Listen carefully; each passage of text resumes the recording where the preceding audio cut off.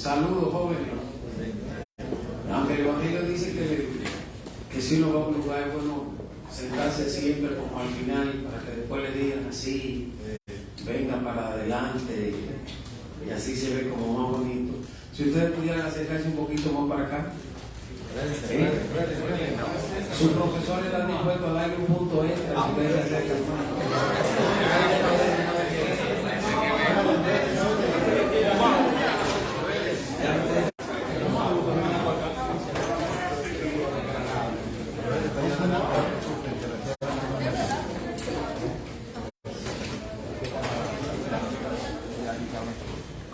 Ustedes se lo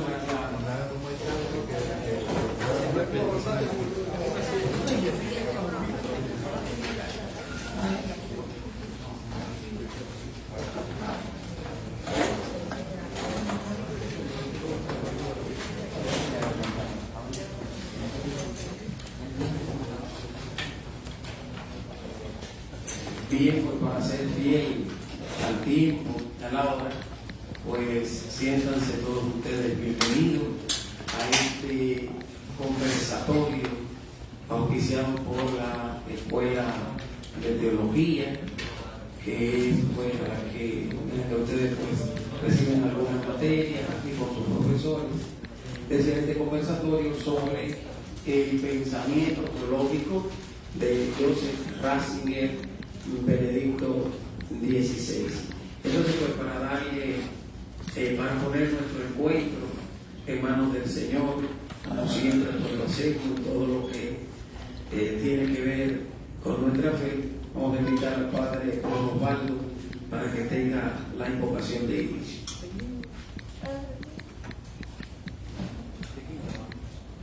Vamos a ponernos de pie y vamos a orar con un texto de la Escritura, del libro de la Sabiduría, en el capítulo 9, donde el autor sagrado pide el don de la sabiduría. En el nombre del Padre, y del Hijo, y del Espíritu Santo. Amén. Dios de los padres y Señor de la misericordia, que con tu palabra hiciste todas las cosas, y en tu sabiduría formaste al hombre, para que dominase sobre tus criaturas, y para regir el mundo con santidad y justicia, para administrar justicia con rectitud de corazón. Dame la sabiduría asistente de tu trono, y no me excluyas del número de tus siervos, porque siervo tuyo soy, hijo de tu sierva, hombre débil y de pocos años, demasiado pequeño para conocer el juicio y las leyes. Pues aunque uno sea perfecto entre los hijos de los hombres, sin la sabiduría que procede de ti, será estimado en nada. Contigo está la sabiduría, conocedora de tus obras, que te asistió cuando hacías el mundo, y que sabe lo que es grato a tus ojos y lo que es recto según tus preceptos. Mándala de tu santo siervo, de tu trono de gloria envíala, para que me asista en mis trabajos y venga yo a saber lo que te es grato. Porque ella conoce y entiende todas las cosas, y me guiará prudentemente en mis obras, y me guardará en su esplendor. Gloria al Padre, al Hijo y al Espíritu Santo. Como era en el principio, ahora y siempre, y por los siglos de los siglos. Amén. Amén. Nos acomodamos. Gracias, Pablo, al profesor Osvaldo, por la invitación, la reiterada gracias a ustedes y bienvenida por su asistencia a este acto, que es el primero que realizamos así de manera presencial después de la pandemia. Entonces queremos pues realizar este acto teniendo en cuenta a este gran personaje de la iglesia, podríamos decir recién fallecido, Cardenal Ratzinger, Joseph Ratzinger, Papa Benedicto XVI, y que nuestro encuentro, nuestro conversatorio sea también como un acto de reconocimiento desde nuestra universidad a todo lo que este hombre realizó en bien de la iglesia, sobre todo a niveles académicos, a niveles intelectuales. Por eso, primeramente, vamos a reseñar un poco, brevemente, lo que fue la vida de Joseph Ratzinger. Luego presentaremos pues a nuestro expositor, Padre Carlos Santana. Él tendrá pues la exposición en unos minutos y luego pues al final, brevemente, si alguno tiene alguna pregunta, alguna inquietud, en la medida en que lo vaya exponiendo, le escribe y luego pues tendremos ese tiempo para compartir. Sobre Joseph Ratzinger, él nació en el 1927 en Markel am Inn, Baviera, Alemania. Fue profesor de teología católica en las universidades de Freising, Bonn, Ratisbona, Münster y Tubinga. Se le consideró como se le considera como uno de los teólogos más destacados del Concilio Vaticano II. En 1977 fue nombrado por Pablo VI, el Papa Pablo VI, arzobispo de Múnich y Freising, y también cardenal.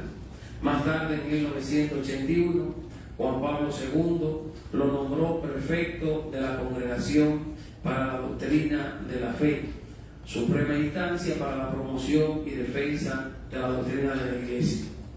Fue presidente de la Pontificia Comisión Bíblica y de la Comisión Teológica Internacional, así como miembro de diversos dicasterios de la Curia Romana. También fue responsable de la redacción del Nuevo Catecismo de la Iglesia Católica. Fue elegido Papa el 19 de abril del 2005, eligiendo el nombre de Benedicto XVI. Su pontificado fue muy fecundo a través de documentos, viajes y encuentros y resoluciones en cuanto a problemas de la Iglesia. Tuvo un tiempo de duración de 8 años, ya que el 11 de febrero del 2013 sorprendió al mundo anunciando su renuncia al mismo, yéndose a vivir a un monasterio del Vaticano en una vida, como él dijo, de oración y silencio. Murió el 31 de diciembre del 2022. Su vida en su totalidad en sí fue servir a la Iglesia, disponiendo todas sus dotes intelectuales a clarificar, interpretar y comunicar la fuente y fundamento de la fe cristiana como uno de sus más insignes teólogos a lo largo de su historia. Y para conocer entonces este pensamiento, pues le hemos pedido al Padre Carlos Manuel Santana Reyes, profesor de esta universidad, quien tuvo pues parte de sus estudios en Roma en el tiempo del pontificado de Benedicto XVI, que nos expusiera a nosotros un acercamiento, diríamos más o menos así, a su pensamiento. Sobre el Padre Carlos Manuel Santana, nuestro expositor, él nació en Santiago de los Caballeros el 23 de marzo del 77, realizó sus estudios primarios y secundarios en el Colegio San Francisco de Asís, cursó estudios de Derecho en esta universidad, entró al Seminario Mayor Santo Tomás de Aquino en el año 1998, cursó allí sus estudios de filosofía, obteniendo el título de licenciado. En el año 2001 es enviado a Roma para continuar su proceso formativo en el Pontificio Seminario Romano Mayor y cursar sus estudios de teología en la Pontificia Universidad Gregoriana, donde obtiene el bachillerato en teología magna cum laude, el diploma del curso interdisciplinar para formadores del seminario y la licenciatura en teología espiritual summa cum laude. Concluidos sus estudios en Roma, regresa a Santiago, donde es enviado a la parroquia Nuestra Señora de Guadalupe, Los Alados, Jesucristo Redentor de Matanzas, San Antonio de Padua, Guayabal, y finalmente a la Catedral de Santiago. Fue ordenado presbítero por Monseñor Ramón de la Rosa y Carpio, arzobispo de Santiago, el 24 de mayo del 2008, en en la Catedral Metropolitana Santiago Apóstol. Se desempeñó como vicario en principio de la catedral, vicecanciller y asesor cultural del arzobispado, maestro de las celebraciones litúrgicas del señor arzobispo, asesor de la Comisión Arquidiocesana de Pastoral de Multitudes y de la Comisión Arquidiocesana Música Litúrgica, Coros y Ministerios Musicales, consultor de la Comisión Arquidiocesana de Liturgia, miembro de la Comisión Nacional de Liturgia, director de la Oficina de Obras de la Catedral Metropolitana de Santiago, y desde el 2009 forma parte del cuerpo docente de nuestra universidad. Aquí enseña Persona de Jesús, Iglesia en la Actualidad, Arte Sacra, Visión Cristiana del Hombre, Cristianismo, Compromiso Social, Filosofía del Derecho, Derecho Romano, Lógica Jurídica y Derecho Canónico. Ha sido miembro del Consejo para el Desarrollo del Centro Histórico de Santiago, del Consejo Municipal para el Desarrollo Cultural, así como del Patronato del Cuerpo de Bomberos de Santiago, del cual fue su capellán. Fue párroco de la Parroquia Cristo Rey del Universo en Pekín, Santiago, y de la Parroquia Santuario Divino Niño Jesús en Villa Progreso. Actualmente, mientras concluye su doctorado en estudio del español, es administrador de la cuasi parroquia Santa Mónica y Nuestra Señora del Sagrado Corazón en Santiago, así como capellán de las Siervas de María. El padre Carlos conjuga su labor pastoral con el ejercicio de la música. Antes de entrar al seminario, fue coordinador y director del Coro Arquidiocesano de Santiago y actualmente dirige la capilla musical Santiago Apóstol, el mayor por él fundada. Y sobre todo como una persona que consideramos muy capaz y muy conocedora en este campo nuestro de la teología, por eso le hemos invitado a compartir con ustedes este acercamiento, podríamos decir así, al pensamiento teológico de Joseph Ratzinger, Benedicto XVI. Con ustedes, el padre Carlos Santana.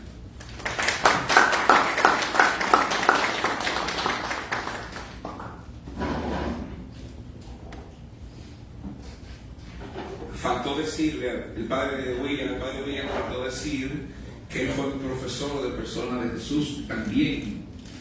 Y no es que él no es muy viejo, pero él comenzó muy joven a dar clases.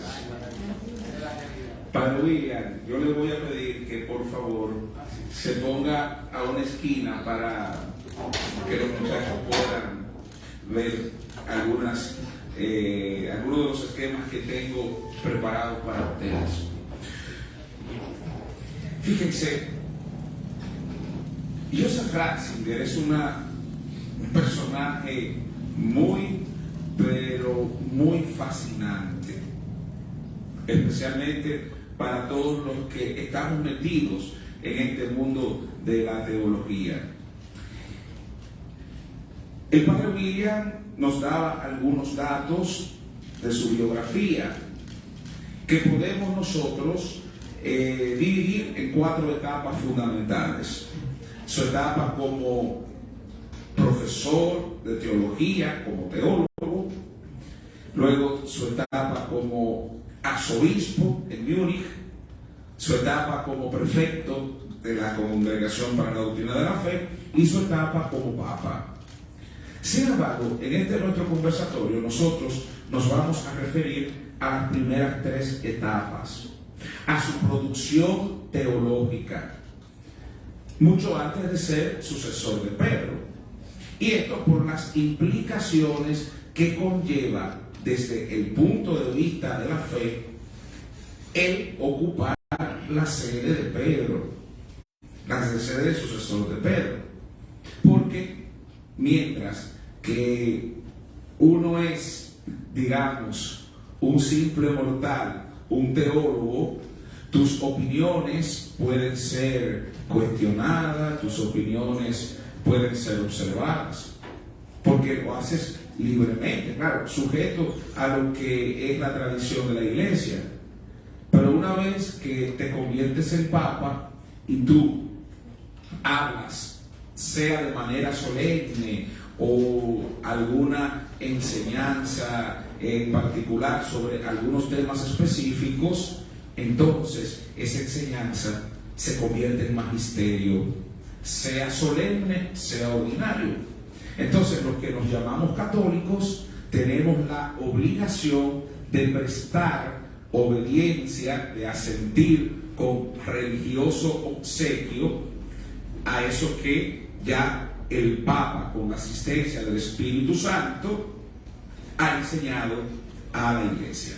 Por eso obviamos su etapa como Papa, aunque es inevitable tener que hacer referencia a en algún momento determinado a la influencia que su pensamiento, que su formación teológica tuvo en el ejercicio del papado, porque no son dos personas distintas, una sola persona, pero que desempeñó diversos cargos en algunos momentos de su vida.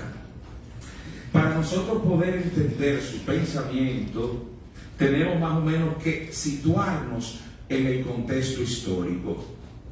Y como nos encontramos en un ambiente así de informalidad y sobre todo que no todos ustedes tienen familiaridad con el lenguaje teológico, voy a tratar de hacer este conversatorio, esta exposición, lo más simple posible.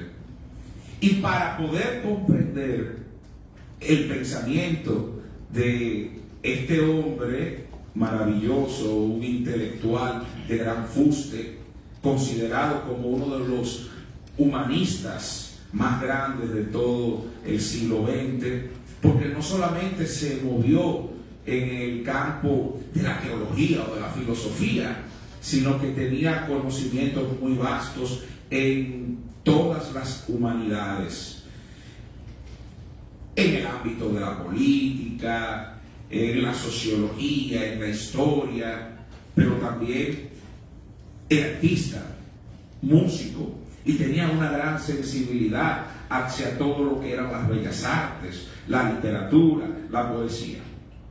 Entonces, Ratzinger, me referiré siempre a él, porque voy a hablar más que nada del hombre Ratzinger, del teólogo, del académico. Vive en un contexto histórico particular.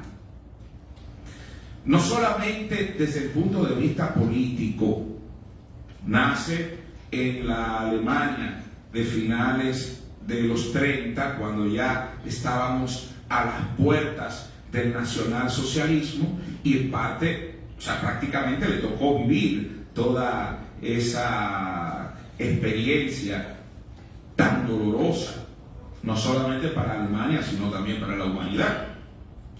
Pero al mismo tiempo, la Iglesia estaba pasando por un periodo particular, porque los tiempos habían cambiado radicalmente y la manera de anunciar el Evangelio, que es la tarea fundamental de la Iglesia, pues como que ya no estaba encajando dentro de la forma de pensar de la gente de esa época.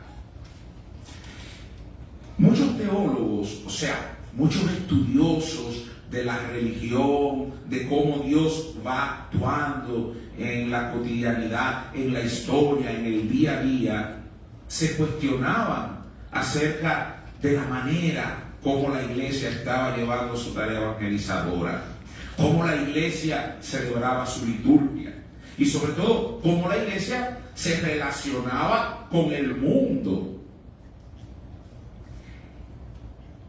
En 1789, específicamente el 14 de julio, ustedes saben lo que pasó, ¿verdad? ¿Se recuerdan? ¿Qué pasó el 14 de julio del año 1789? ¿No se lo recuerdan? Pues comienza un proceso histórico que nosotros llamamos Revolución Francesa.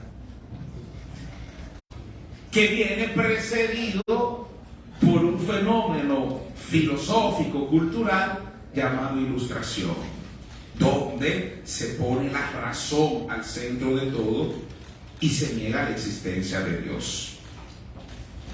Los grandes intelectuales de ese momento entienden que si se cree que si se cree en Dios, entonces no se puede admitir la ciencia, y que el que acepta la ciencia entonces no puede aceptar la existencia de Dios. ¿Por qué? Porque Dios no se puede demostrar, la existencia de Dios no se puede demostrar según el método de las ciencias naturales, no es una realidad concreta.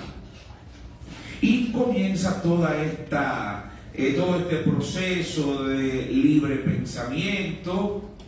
Obviamente, si Dios no existe, comienza a cuestionarse la autoridad del rey, porque se creía entonces que la autoridad del rey venía de Dios, y esto va a generar también un proceso de transformación política, las grandes revoluciones que van a seguir, etcétera, etcétera. Y en ese mundo convulsionado, en el que por primera vez en casi 2000 años abiertamente se niega la existencia de Dios y la autoridad de la iglesia viene cuestionada, entonces, ¿qué hace la iglesia? Comienza a retraerse, a protegerse, comienza a defenderse del mundo, a condenar al mundo, comienza a pensar de la siguiente manera: no, nosotros somos los que tenemos la verdad, el mundo está equivocado, ellos tienen que venir a nosotros. Y sucede que en ese periodo de tiempo el mundo se fue lejos, lejos, lejos, lejos, lejos, lejos. Pero una serie de personajes a principios del siglo XX, estudiosos, se dan cuenta de la necesidad de volver a las fuentes para que todo el pensamiento teológico se renueve, especialmente a la palabra de Dios, a las Sagradas Escrituras. Hay que volver a las fuentes de los primeros que comenzaron a estructurar la teología, a los padres de la iglesia. Y sobre todo era necesario cambiar un poquito ese lenguaje tan rígido y esa actitud tan radical frente al mundo. Personajes, qué sé yo, como hay todos un movimiento de reforma, especialmente en la liturgia, en la manera de cómo los cristianos celebraban la fe. Y entre ellos una serie de personajes como Odo Kassel, que era un monje benedictino que se centró mucho en hablarnos de la teología, de la liturgia como manifestación del misterio, la presencia de Cristo, los que se esforzaban por buscar más o menos una relación entre la predicación, la teología, la palabra de Dios. Teólogos como un francés llamado Henri de Libat, que hablaba mucho del misterio o la realidad de la iglesia, todo eso. Entonces, esos teólogos, un gran teólogo inglés anterior, pero que tenía mucha incidencia, John Henry Newman, un italiano, pero que tuvo mucho, se radicó en Alemania, llamado Romano Guardini, formaban parte de este grupo de pensadores que querían, con sus aportes, lograr que la manera como la iglesia se relacionaba con el mundo cambiara y hacer más asequible la iglesia y la teología al hombre de ese momento. Y ahí precisamente donde el joven Joseph Ratzinger comienza a tener contacto con la teología, a cuestionarse. Y él va también a las fuentes, a los antiguos maestros, como el caso de San Agustín, como el caso de San Buenaventura, sobre los cuales él hizo su tesis. las corrientes filosóficas del momento, especialmente el existencialismo y el personalismo, las Sagradas Escrituras, fundamentalmente, la liturgia, y como ya yo les había dicho, Ratzinger era artista. Por lo tanto, el arte y la belleza constituyen también un espacio donde él comienza a descubrir la presencia de Dios, y que a través del arte, que a través de la liturgia, Dios se manifiesta, Dios dialoga con su pueblo. Yo les había hablado que la iglesia en ese momento estaba pasando por un momento de revisión. De momento viene un papa, Juan XXIII, y sorpresivamente, como él ya más o menos tenía conocimiento de todo lo que estaba sucediendo, entiende que hay que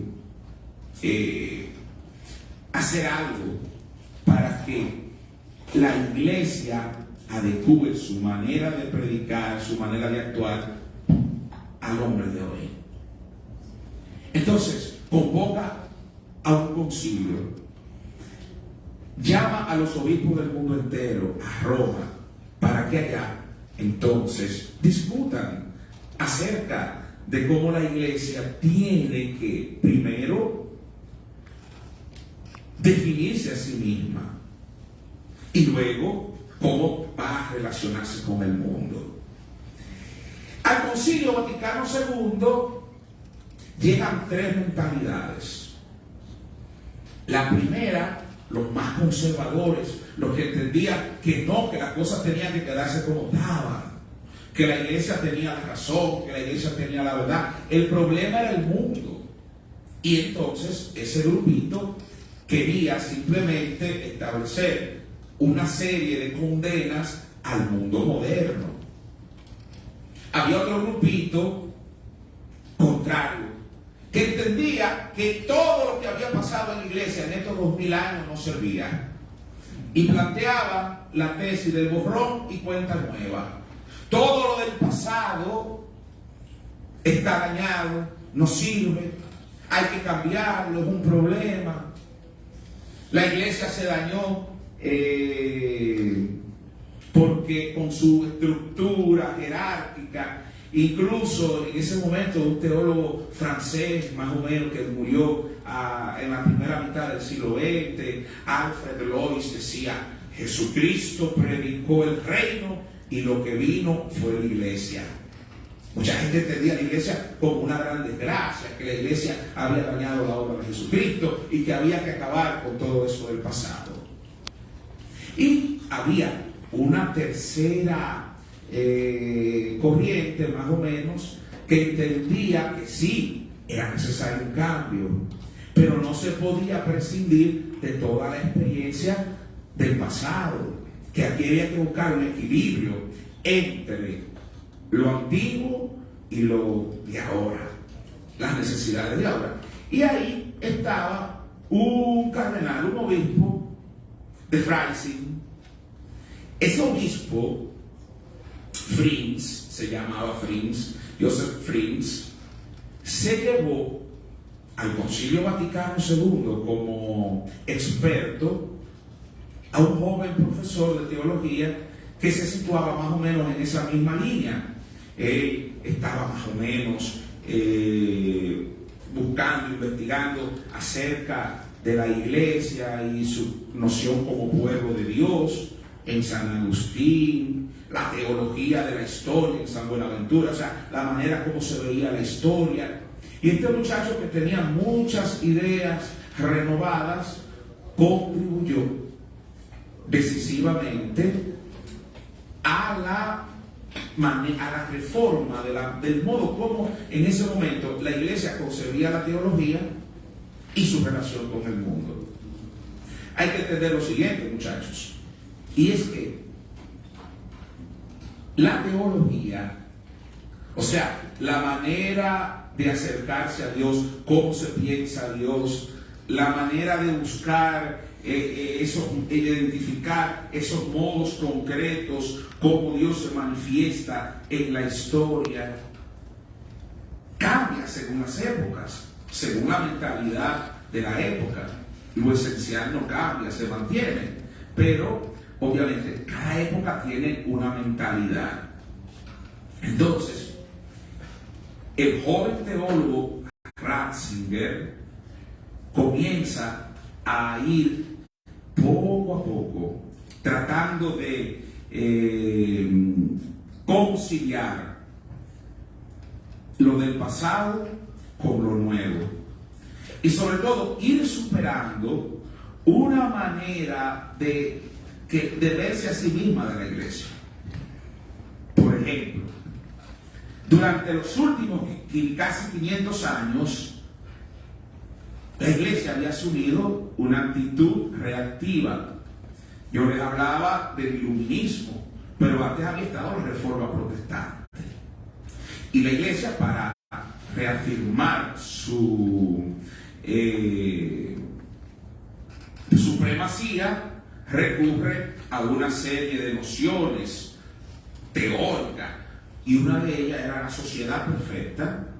La iglesia es una sociedad perfecta, pero no en el sentido de que no tenga pecado, de que no tenga falta, sino en el sentido de que se tiene una sociedad civil. No le faltaba nada de lo que tenía una sociedad. Por esa razón se insistió mucho en el aspecto institucional, jerárquico. ¿Qué sucede? Ratzinger, gracias a los estudios que hacía y que estaban en boga en ese momento, se da cuenta que en los primeros siglos de la iglesia no se acentuaba tanto ese aspecto institucional, sino que la noción que había era la de pueblo de Dios. Pueblo de Dios. Y de hecho, su tesis doctoral fue la de, su primera tesis fue la de la visión del pueblo de Dios en la teología de San Agustín. Pero ¿qué sucede? Había otro grupo que creía que eso del pueblo de Dios era como que una asamblea así de una multinacional, de una empresa que se reúne donde hay una especie de democracia. O bien, había un grupo que entendía que todo eso de lo nuevo, ¿no?, que había que romper con el pasado, eso del misterio como que sonaba raro a la gente de la época. Vamos a tener una visión de la iglesia más social, más sociológica, no la del grupo, la de compartir, pero vamos a dejar de lado ese concepto medieval que había de sacrificio, de misterio. No, al hombre de hoy hay que hablarle de compartir, convivir, todo eso. Entonces Ratzinger comienza a hacer un puente de equilibrio entre estas dos posturas encontradas. Y ahí es donde está la grandeza de su pensamiento, que va a, digamos, a tener como punto de partida las Sagradas Escrituras, la liturgia, la iglesia y, como yo le decía, el arte y la belleza.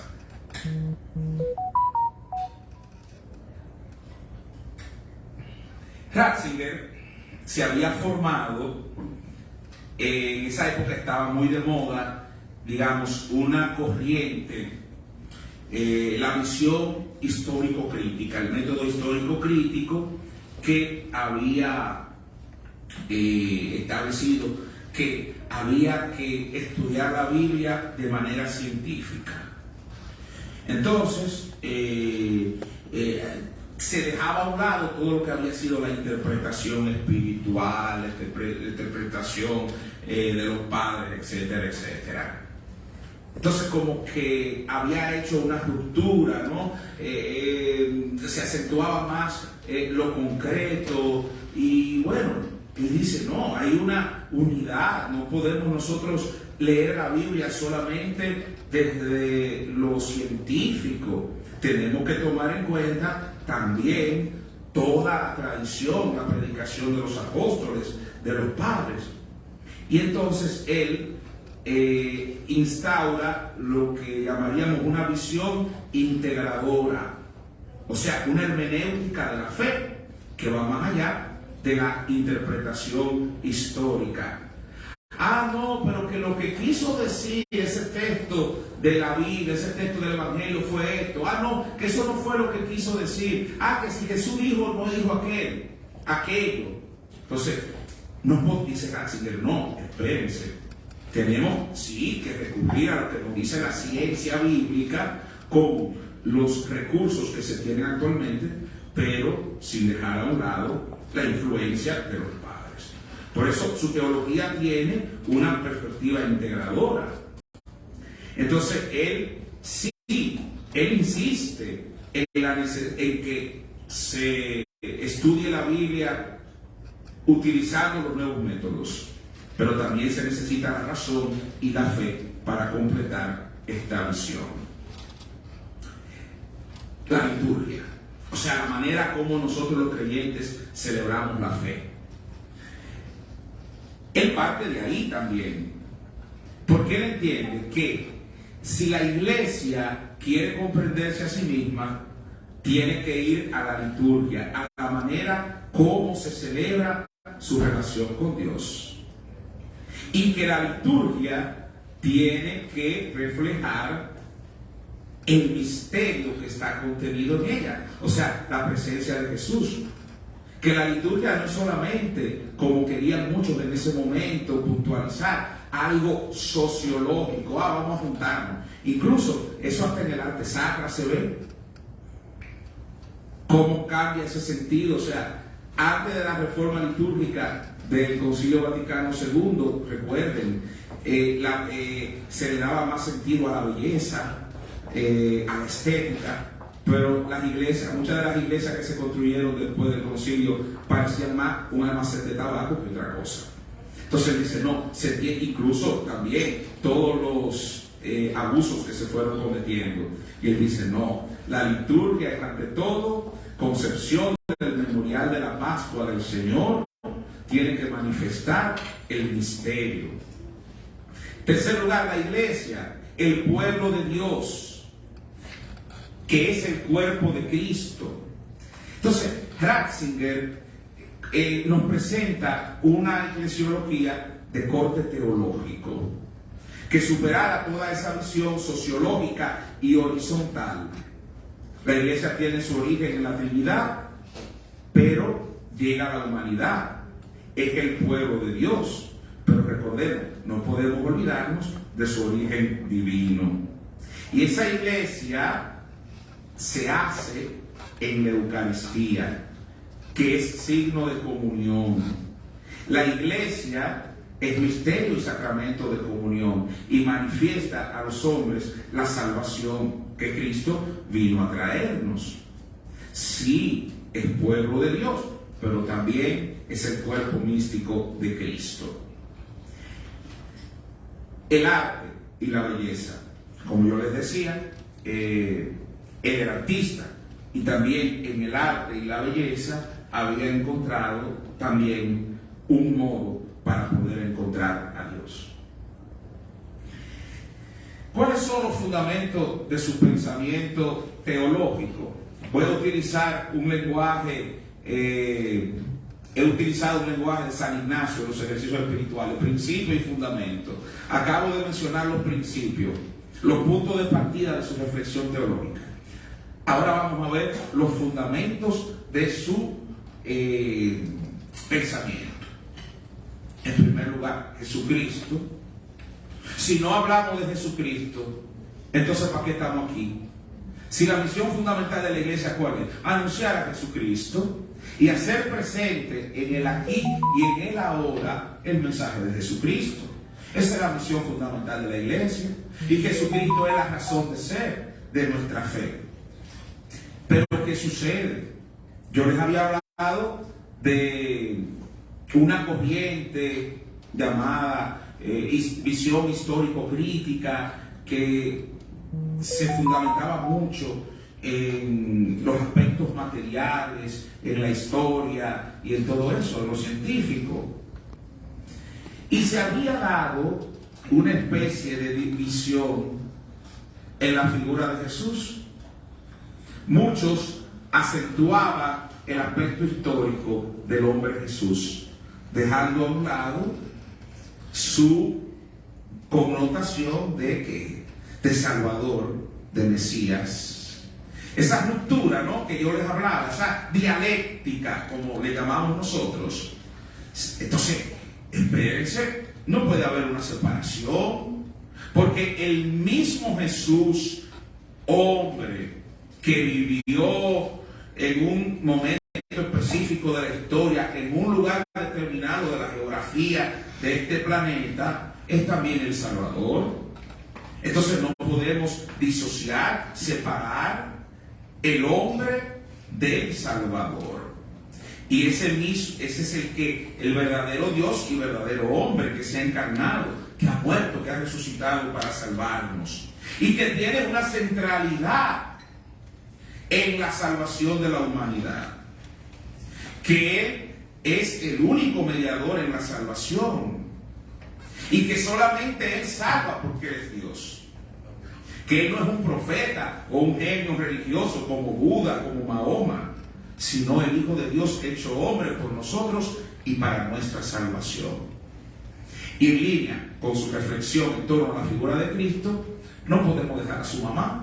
¿Qué les parece? Tenemos que pensar en su mamá también, que también tiene un papel en la historia de la salvación.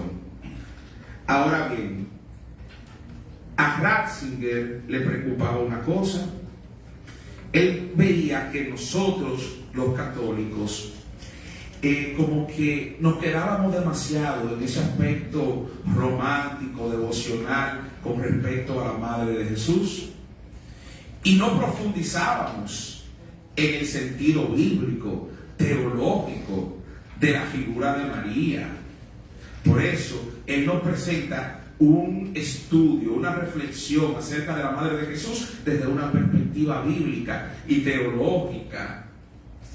Entonces, miren, por un lado estaba el cristocentrismo del movimiento litúrgico y por otro lado el devocionalismo mariano. Entonces Ratzinger elabora una síntesis de estas posiciones y dice: María es la Madre de Jesús y es también la primera creyente, la mejor cristiana, la discípula más cercana de Jesús, y también María es la modelo de la iglesia, primera iglesia. Y si Cristo y la iglesia, que es su cuerpo místico, no pueden separarse, tampoco se puede separar Cristo y su madre. Él usa algunas imágenes del Antiguo Testamento para referirse a la Virgen. Él somete a la crítica los dogmas marianos para ver si solamente son expresiones del sentimentalismo o la devoción. Y obviamente nos recuerda que ella, María, participa también de la misión de su Hijo.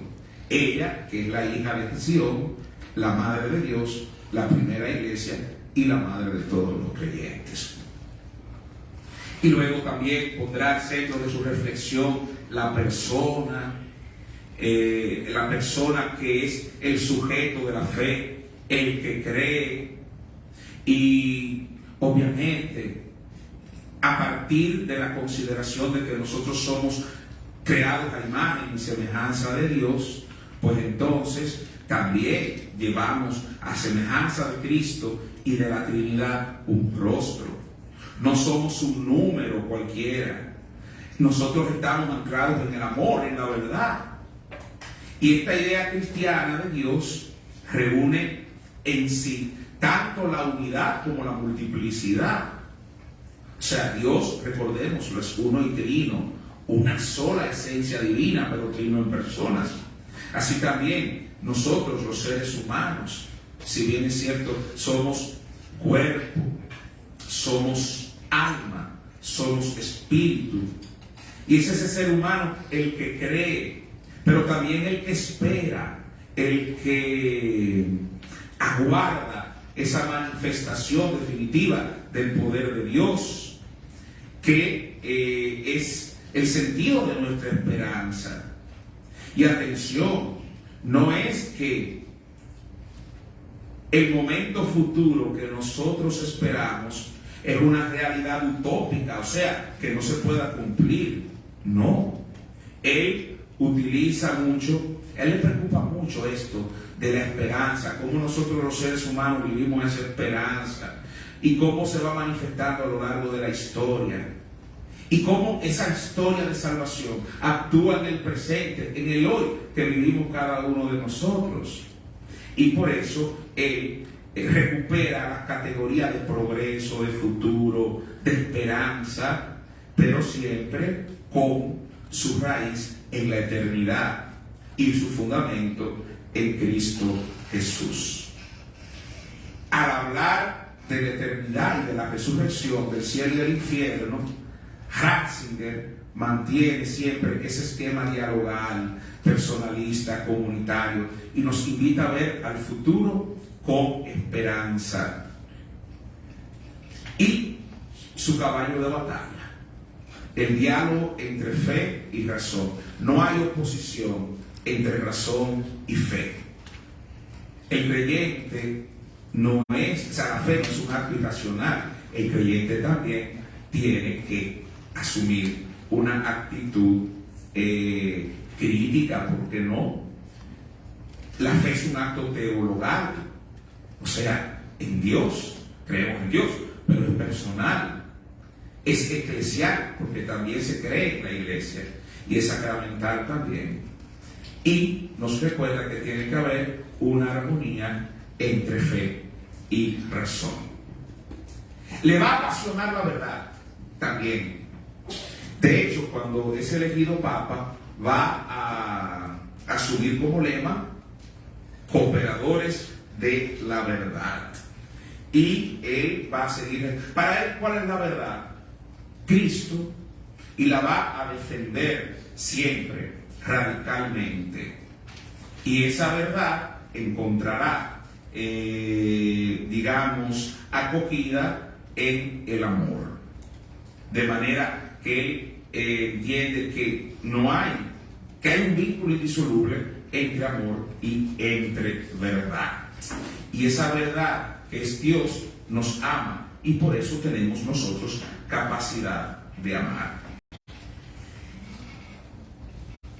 En conclusión, porque ya vamos terminando y el tiempo se va, digamos, ahí. Decía el padre William que yo estuve en Roma, tuve la dicha de conocer, de tratar al Papa Benedicto XVI. Lo conocí mucho antes de ser cardenal, de ser Papa, siendo cardenal. Coincidimos en algunas actividades, especialmente lo llevaba a predicar al seminario donde yo me estaba formando, luego en la universidad, casi siempre en el acto académico que se hace al inicio del curso, como él era el prefecto de la Congregación para la Doctrina de la Fe, todo eso. Bueno, y luego como Papa, y me tocó servirle en varias ocasiones. En esa foto estamos los dos hablando de teología. Yo acababa de presentar ya mi tesis de posgrado. En ella yo había citado algunos de sus documentos y estábamos hablando precisamente en esa circunstancia de eso. ¿Cuáles son los aportes de Ratzinger a la teología actual? ¿Y cuál es su originalidad como teólogo? Podríamos preguntarnos. Pues fíjense, alguno, digamos que lo ha comparado con su pensamiento, con la originalidad, la maestría y el genio de Mozart, ese gran músico. Me gusta mucho esa imagen. Aparte de que a él le gustaba mucho Mozart como músico, pero así como Mozart nos presenta una música alegre, jovial, fresca, Ratzinger tiene la particularidad de presentarnos de manera serena, de manera sencilla, grandes verdades. Algunos lo suelen tildar, sobre todo muchos lo acusan de que primero él era progresista y que luego se volvió conservador, que lo que él quiso aplicar en el concilio después como cardenal y como papa no lo llevó a cabo. Pues hay algo que me llama, hay un detalle simpático. En el año 1985 se cumplían 20 años de la conclusión del concilio y se escribió un volumen llamado Informe sobre la Fe. Y a él le preguntan sobre eso y él dice: no, yo he permanecido igual como yo estaba, como yo era, como yo pensaba en los años del concilio. El problema es que mis compañeros teólogos se fueron mucho más adelante que yo, aceleraron el paso y se fueron a un ritmo que yo no lo podía alcanzar porque se pasaron un poquito de la raya. Entonces, el gran mérito de Ratzinger es, digamos, haber entablado un diálogo con la tradición y con la actualidad, un diálogo con la iglesia, con la historia, con la realidad. Digamos, en su teología tiene esta marca de tradición y de modernidad.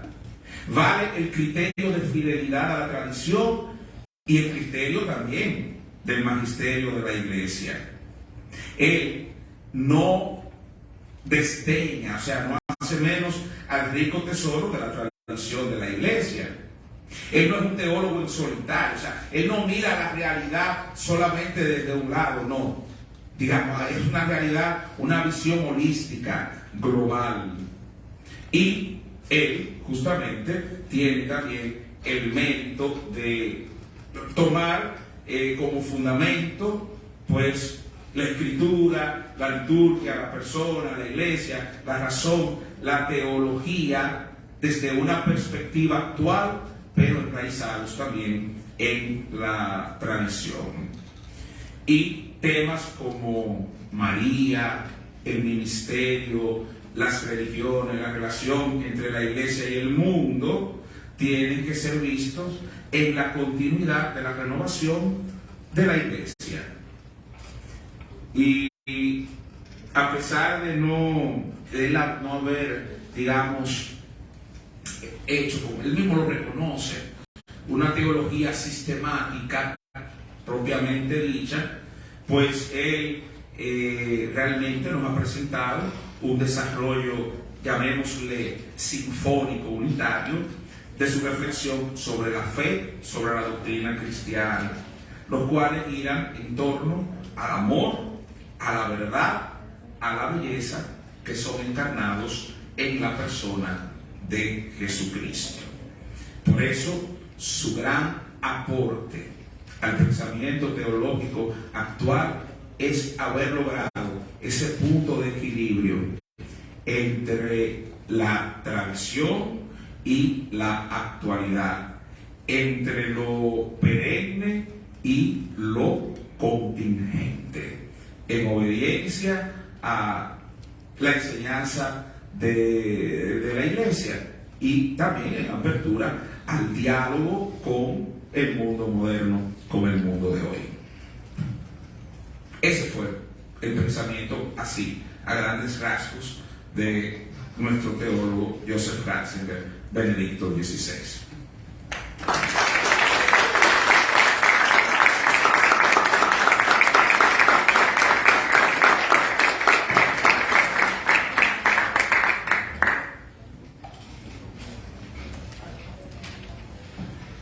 Bien, pues agradecemos al padre Carlos Santana esa exposición bastante clara sobre el pensamiento teológico de Joseph Ratzinger.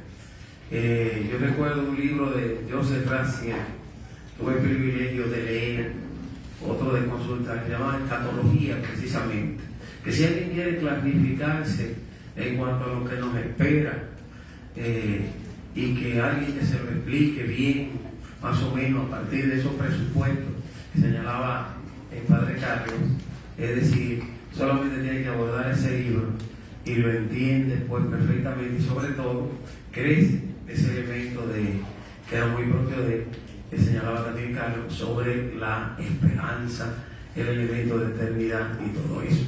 Bien, entonces ahora pues vamos a dar paso si hay alguna inquietud, alguna pregunta sobre lo dicho, sobre el mismo Ratzinger, algún aporte. Ahora pues abrimos el espacio para eso.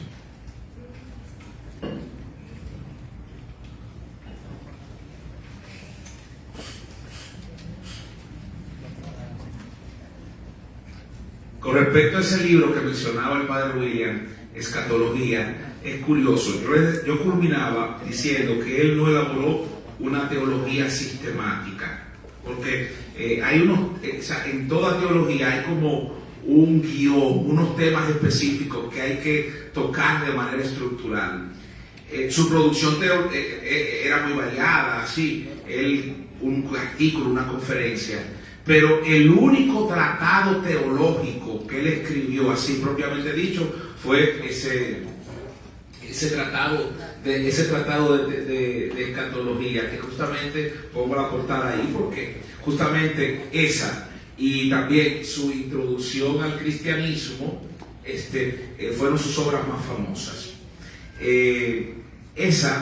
Miren, a él le gustaba mucho explicar con argumentos racionales la fe, y ese libro, que ha sido traducido a muchísimos idiomas y lleva muchísimas ediciones también, él lo comenzó a escribir porque un día, estando en la universidad donde él enseñaba, se le acercó un estudiante de medicina turco, musulmán, y como él había oído hablar de la fama de ese profesor y él quería conocer a Jesucristo, le preguntó que qué significaba eso de ser cristiano, que qué era eso de ser cristiano. Entonces, a partir de ahí, él comenzó a hacer ese comentario sobre el credo que nosotros rezamos los domingos en la misa. Entonces, él comenzó a explicarlo poco a poco, especialmente dirigido para aquellas personas que quieren conocer de qué se trata el cristianismo. Rosa, ¿tú tenías una pregunta? Sí, hay 3 encíclicas del Papa, Deus Caritas Est, Spe Salvi. Caritas in Veritate. Exactamente, tienen mucho y están estrechamente relacionados a la forma de su pensamiento. Dinos alguna frasecita con respecto a esas 3 encíclicas. Bien, yo especifiqué que no iba a entrar en la cuestión magisterial, porque obviamente uno la tiene que respetar, pero también dije una cosa: es inevitable que el pensamiento del teólogo no influyese en el magisterio del Papa. Entonces él siempre, por ejemplo, ya su tema del amor, la caridad, del amor, volver a esa fuente, a ese origen, y que al mismo tiempo se convierta en razón para esperar en un mundo que sabemos ha sido tristemente golpeado por tantas situaciones adversas. Recordemos que él vivió los embates del nazismo, que él vio también todos los, claro, quizás no de manera tan directa, pero vivía ahí en Alemania y veía los abusos que cometían el régimen totalitario, y así sucesivamente. Y él dice, pero ven acá, ¿cómo se le puede hablar a la humanidad para que espere, para que vea más allá de lo concreto de esta historia marcada por el dolor, por el sufrimiento, por la guerra? Dice, no, fundamental es el amor que tiene su fundamento en Jesucristo, del cual nosotros somos imagen. Gracias. ¿Alguien se puede, Rosa? ¿Inquietud?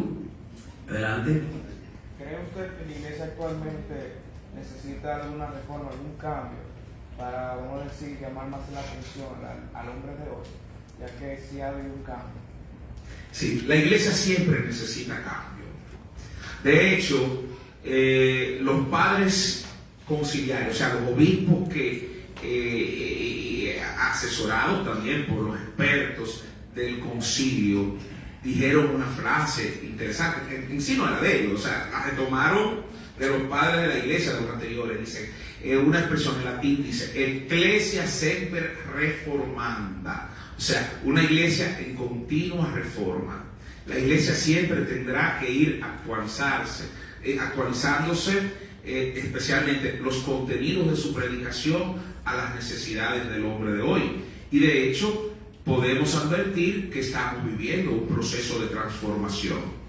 Obviamente, a veces experimentamos que no vamos tan rápido como el mundo quisiera, pero recordemos que la iglesia anuncia una verdad inmutable, que es Jesucristo, y tiene una connotación, o sea, estamos hablando de una institución que tiene tras sus espaldas casi 2000 años de historia, que, digamos, alcanza a múltiples sensibilidades y mentalidades, y no es tan fácil, no es tan fácil.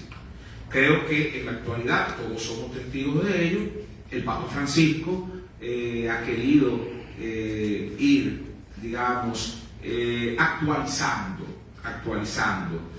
en sí el mensaje del Evangelio y las reformas que ya en el Concilio Vaticano II se habían establecido.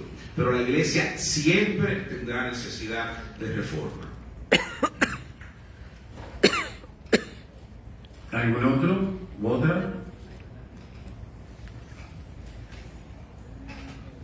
O no solo preguntas, sino también algún comentario o algo respecto al tema que se ha tratado.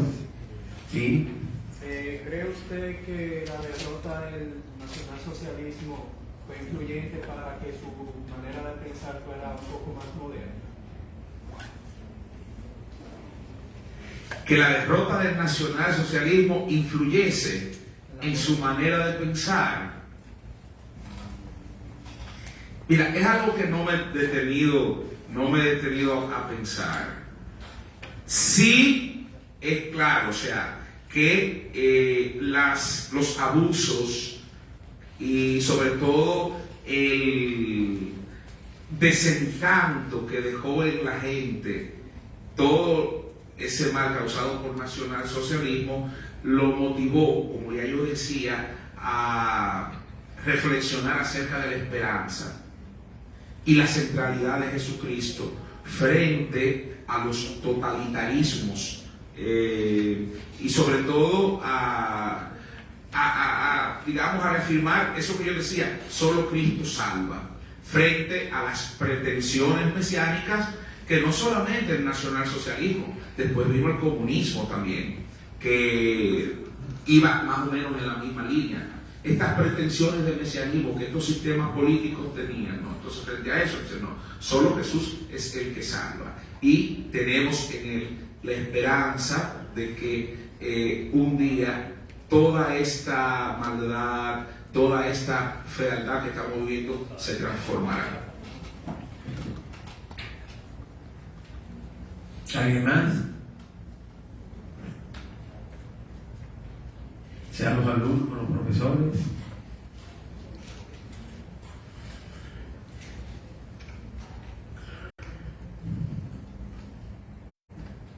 Bien, pues reiteramos el agradecimiento al Padre Carlos por la exposición bien exhaustiva y clara, y a la vez también bien sintética, que nos ha hecho sobre el pensamiento de Joseph Ratzinger, Papa Benedicto XVI, a quien pues la Iglesia le estará siempre agradecido y siempre pues reconocerá esa labor de ayudarnos a la inteligencia de la fe que hizo mientras estuvo entre nosotros, y cuyas obras están ahí y nos siguen ayudando y auxiliando a nosotros los creyentes, y también pues a ustedes, sobre todo en este momento que están cursando estas materias de teología y en este tiempo de preparación académica. Así que a la vez que le agradecemos al Padre Carlos, agradecerle a ustedes su presencia, agradecerle a los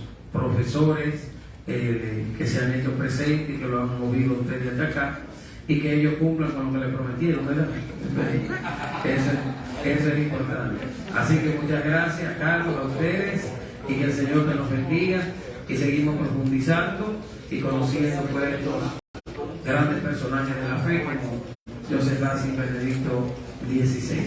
Muchas gracias y feliz resto de la tarde. Gracias.